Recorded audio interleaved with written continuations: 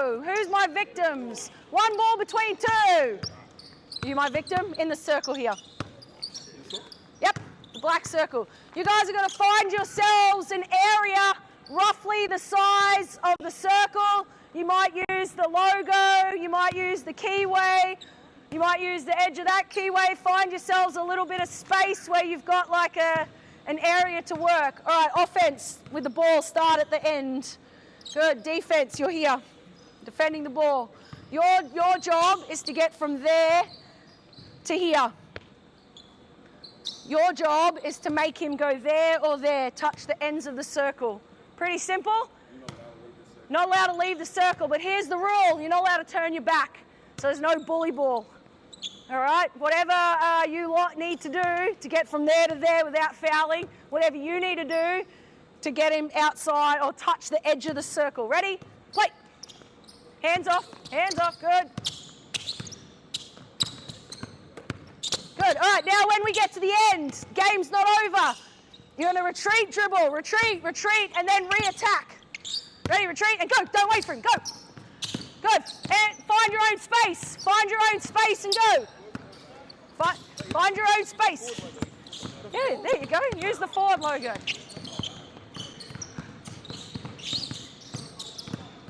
All right, so this is as much a defensive drill as it is an offensive drill. It's one of my all-time favorites. It's a great warm-up in terms of setting the level and the tone for physicality and how you want to defend. Immediately you see the physicality level go up. Obviously there's a lot of stuff around how you might want to defend in terms of where you want hands, where you want chest. You might say with your younger kids initially, maybe the defense has to hold their short, so there's a level of success for the offense in terms of they don't feel like they're going to lose the ball with hands, so they get a little bit more comfortable dribbling still with pressure, but without the hand pressure coming at them all the time. So you might limit that initially. Maybe they hold the ball on their tummy, whatever it is that you've got available to you. Switch over if you haven't. Switch over. We put the limit in around you're not allowed to turn your back because otherwise the bigs just dominate the littles and they back them down in the paint and then go to dunk on them. So now we want them to face up and square up to the pressure. So now we're learning to dribble under pressure, but now we're also learning to defend by having a really tight space. You've got nowhere to hide. It also allows for defensive success. If you want this to be more of an offensive drill, you make the space bigger. All right, so you fellas here, go from foul line to baseline. Foul line to baseline. Here we go. Now you've got it. Yep, foul line to baseline, the white lines. Here we go. Ready? Go. Play. So now this will be far more geared offensively, and if that's how you want the drill to be, you make the space bigger. Keep going. Keep going. Good, retreat, and play.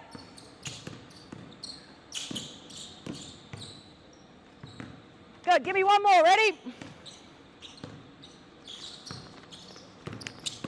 Good, all right, next drill. You guys are in this circle here. You're gonna play at that rim. Play at that rim. All right, 5 second survival drill. I'm gonna count down from 5. You're playing defense. Your job, if you can make him pick the ball up, deflect it out of the circle, turn it over, you win. Game's over. If you survive 5 seconds, 1-on-1 at the rim. Ready? 5, 4, 3, 2, 1. Oh, got him. All right, so defense, you're on O. Quick, ready? 5, 4, 3, 2, 1, play. Good. Next pair in. Here we go. Rotate in and out, girls. You can go either direction. So once they leave, 5, 4, 3, 2, 1, go. Girls, you're in. Going that way. Here we go. 5, 4, 3, 2, 1, go! If you want to make this drill harder, you make it full court. So you pop a square down in this corner here, count your 5 seconds down, you play to the other end. You can make the 3, 2, defense, count down the 5 for me.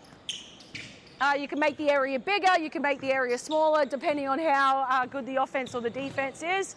But now we're hitting both ends. We're in close quarter, ball pressure defense, and now we're playing at the rim as well.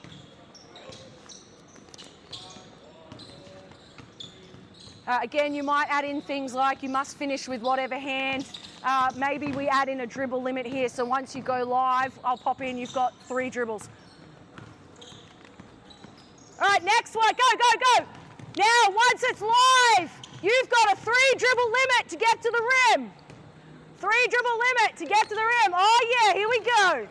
Here we go. You got to score, whatever you want. 3, 2, turnover. Here we go. Next in, here we go.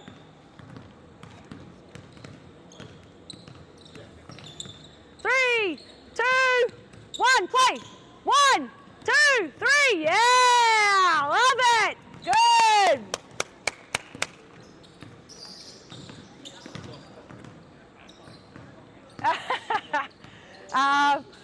For younger kids, when you play full court, you give them 3 dribbles to get over halfway.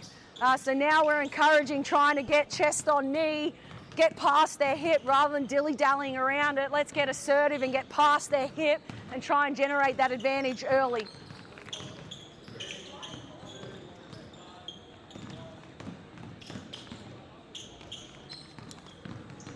All right, next one.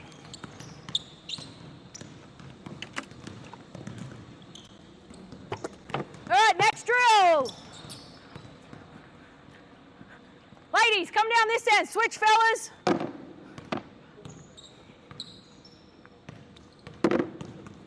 Give me a defender in between here. Give me, actually pop this out here. Give me 2 defenders, 1 on that chair, standing next to it. So probably blue defense, so here, like this. No, you're there in the middle. 1 there, 1 here. Quick, let's go, 1 here. Good, you've got the basketball up the top. You're guarding the ball. All right, so we're a gap team. We don't play traditional pack, but we want to sit high and wide in the gaps. So this is called octopus drill. This is a basketball immersion drill that I stole but adapted to be around our rules.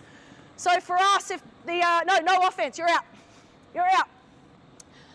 For argument's sake, if there was an offensive player here, we don't want to be, I'm going to put you there as a placeholder for me. Sorry. You're just a placeholder. If we did have a player here, we don't want to be in line or below. We want to be high and above. So we want to be up in the gap. So this is what the chair is for. Thank you. We're going to now be this player here. You're going to be in the gap like this. That's what you're doing as well. Pretending there's a player on the wing. We're practicing our hands out, hand on the chair.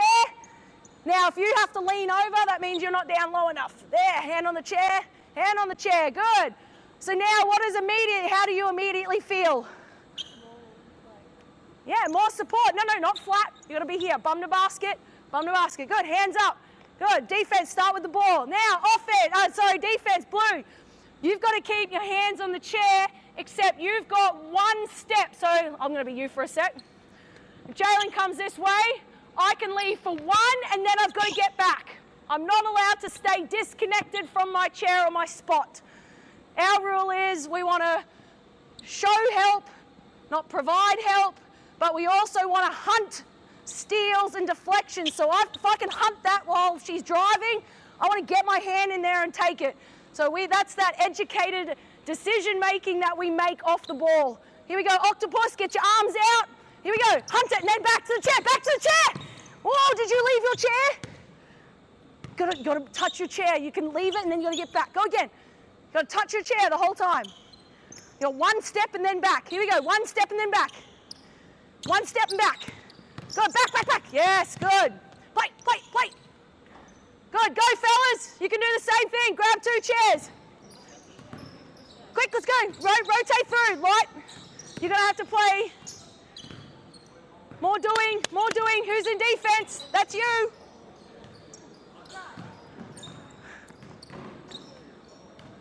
Here we go.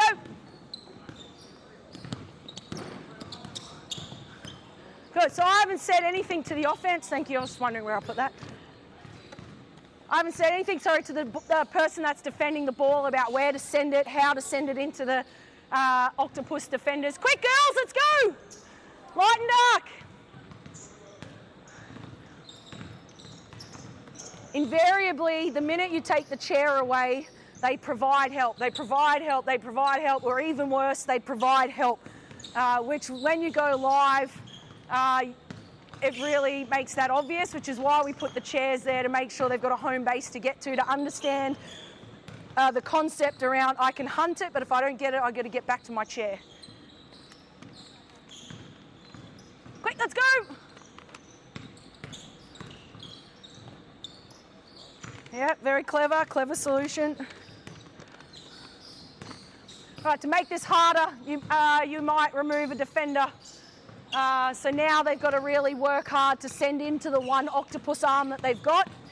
You can change the angle of the chairs. You can make it narrower, you can make it wider. You can change the angle of attack to a wing attack and put the chairs in corner and slot.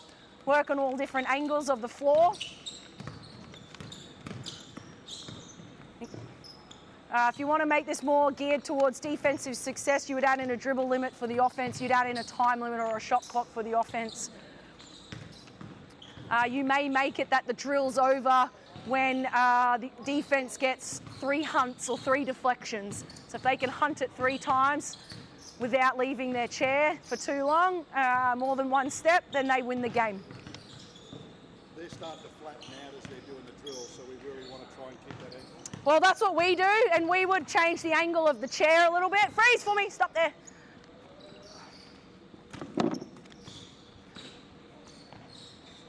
Here we go. The worst is in the corner, right? So if you're guarding a corner shooter, they've always got their butt to the baseline and never butt to basket. So anytime there's a seam drive, really freezes that seam corner defender, then it's just a kick ahead and then it's a turn to close out. Really difficult to get to, so always trying to encourage him to be up the line and above the shooter, not below or in line with. All right, next one. Sorry, I'm nearly done, guys. All right, get rid of the chairs. Give me defense with heels on the charge circle. You've got the ball, so you're going to be up the top. Free, just here. Inside the 3, but outside of the key. Inside, hold that ball for me. Inside the 3, but outside of the key. All right, you start the drill when you're ready. All right, when you're ready, you're going to, the function of the drill is double crossover between the legs, and then you've got 3-pound dribbles, cross, attack. On your attack, you've got 3 dribbles. All right, you can go on the double cross. So you can't go on her pound dribbles. So when she starts pounding, you've got to wait. And the minute she starts her double cross, you're closing out. The 2 places you can score are there or the charge circle. That's it, nothing in between. There or there. Got that? Does that make sense? Here we go, give me a demo. Go, good, attack. Hey, not bad. All right, go. Give me a demo. Go. 2 in. Here we go. 3, 2, 1. Let's go. Here we go. All right, freeze. Stop. What did you see? Come back. Where are the 2 places you can score? Right here or in there. Close out the way you did. Wasn't wrong. Oh, your hands weren't there. Where were your? Yes, your hands were there. Yes, go again.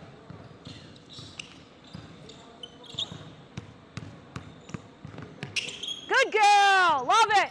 So I would give that back to you because you made the right decision. You go again, new defense, go. I don't care that you missed it, great decision.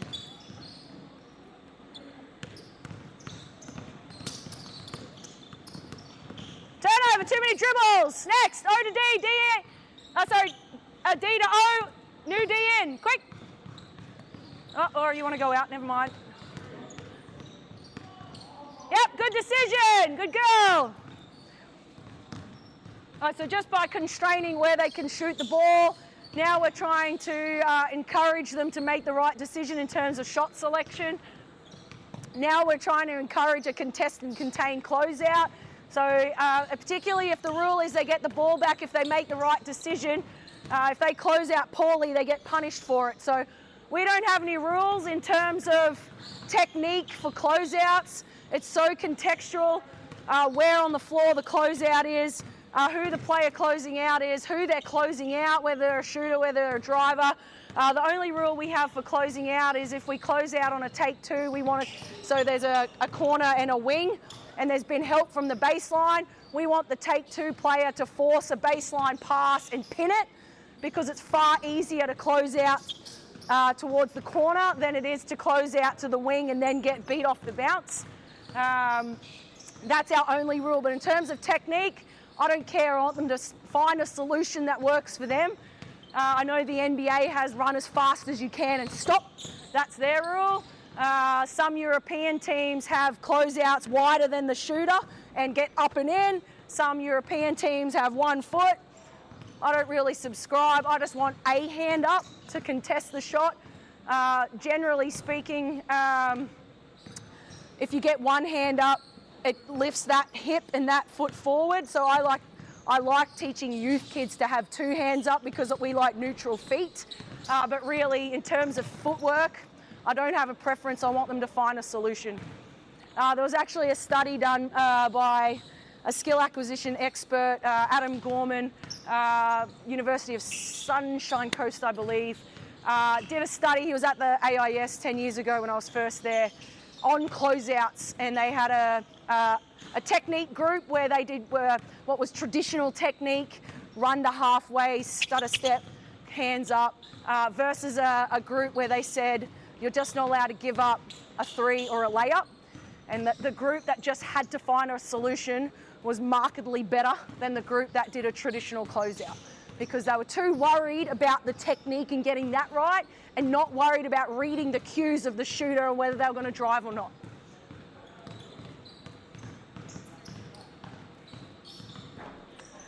Again, you can move this anywhere on the floor. You can make it a wing attack if you like. Jalen, you should be inside the 3.